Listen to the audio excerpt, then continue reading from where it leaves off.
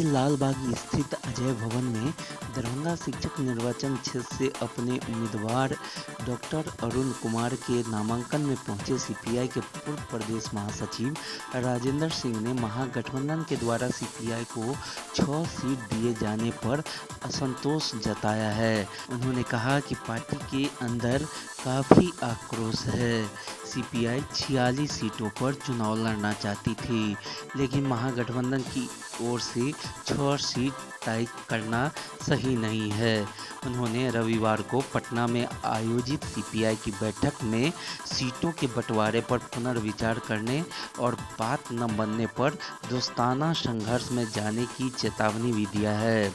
उन्होंने दरभंगा के जाले सीट पर अब तक कोई निर्णय नहीं होने पर कहा कि जाले सीपीआई का गढ़ रहा है, वहां से उम्मीदवारी होनी चाहिए। उन्होंने सीपीआई एमएल पर आरोप लगाते हुए कहा कि वो राजद से मिल सीपीआई को समाप्त करना चाहती है और बड़ा बनने की कोशिश कर रही है, जबकि बिहार में सीपीआई बड़ी पार्टी है।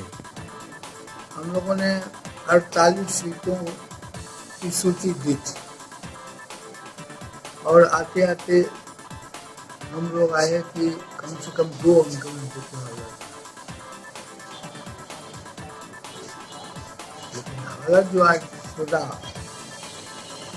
बड़ी परेशानी हुई, बेहद परेशानी हमको हुई और हम ही को नहीं हुई बल्कि पूरे रैंक्स एंड फाइल के अंदर, रैंक्स के अंदर ये काफ़ी गुस्सा है। इतने परसेंट को हम लोगों ने क्यों किया। देखिए कल हमारी मीटिंग होगी और उस मीटिंग में हम लोग विचार करेंगे कि क्या हम आगे करेंगे। लगता है कि दोस्ताना संघर्ष में भी उतरेगी सीपीआई। देखिए ये संभव हो सकता है।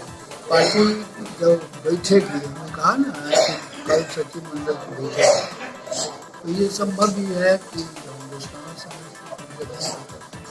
आप दरभंगा में हैं और दरभंगा में जाले विधानसभा सीट सीपीआई का एक गढ़ रहा है और वहाँ पे इस बार पार्टी अभी तक कोई निर्णय नहीं ले पाई है, तो क्या लगता है कि स्वाभाविक है क्योंकि वहाँ जाले में आज ही नहीं पहले भी हमारे नेता जीतते रहे और अभी भी हमारा बहुत मजबूत मुआसरे जाले में। तो ऐसी स्थिति में चुनाव नहीं लड़ना ये बेहद तकलीफ की बात है। अभी तो इतना ही हम कर सकते हैं। हमने कहा कि कल इस पर विमर्श करेंगे, हम लोग विचार करेंगे क्या हमको आगे करना है। तो माले का ये उद्देश्य है कि हाथ पात को कैसे कमजोर किया, जबकि माले को अभी 6-7 जिलों के अलावे दूसरी जगह उनकी यूनिट नहीं है और सीपीआई को 38 जिले बिहार में है, 38 जिलों में हमारी यूनिट है। हमारी जिला कमेटी है, हमारी अंचल कमेटी है, हमारी शाखा कमेटी है। इतनी बड़ी पार्टी, ये बात डर है कि हम चुनाव जीतते कम जगह पर हम जीत सकते हैं, लेकिन अधिकांश जगहों पर हम पॉकेट हैं और वो पॉकेट कम्युनिस्ट पार्टी को ये ताकत रही है कि अपने वोटर्स को, मतदाताओं को ट्रांसफर करती है जहाँ जिन पार्टियों से हम समझौता करते हैं। तो खत्म करने की एक साजिश। बिल्कुल, कि माले चाहता है बिहार के अंदर सबसे बड़ी मजबूत यूनिट हमारी है, हमारी पार्टी है। इसको वो चाहता है कमजोर करना और खुद को चाहता है कि वो हम बड़ी पार्टी बने। वहीं दरभंगा शिक्षक निर्वाचन क्षेत्र से अपना उम्मीदवारी दे रहे हैं डॉक्टर अरुण कुमार ने कहा, शिक्षक निर्वाचन क्षेत्र में हमेशा मुखर नेतृत्व रहा, चाहे वो शत्रुघ्न प्रसाद सिंह हो या वासुदेव प्रसाद सिंह। लेकिन पिछले दिनों जिनका चुनाव हो, वे शिक्षकों के सवाल पर एक शब्द नहीं बोला। इतनी बड़ी हड़ताल हुई, उस दौरान भी उनकी कोई भूमिका नहीं और पूरे बिहार के शिक्षक और दरभंगा शिक्षक निर्वाचन क्षेत्र के जो शिक्षक हैं सब के सब तबाह हैं। नियोजित शिक्षकों के बारे में आप जानते हैं कि किस तरह सुप्रीम कोर्ट तक सरकार लड़ी और सुप्रीम कोर्ट में उनको हराने के बाद फिर जब हड़ताल हुई और कुछ सेवा शर्त देने की बात है, उसमें ठगी चल रही है। आप जान रहे हैं कि वेतन वृद्धि बढ़ाने की बात हुई 1/4/2021 से। लगता है कि जैसे इन्हीं की सरकार की गारंटी। इसका मतलब है कि सरकार चाहती है कि हम आएंगे तो आपका वेतन वृद्धि करेंगे। इंटर और डिग्री एफिलिएटेड कॉलेज के जो शिक्षक हैं वो वर्षों से तबाह हैं।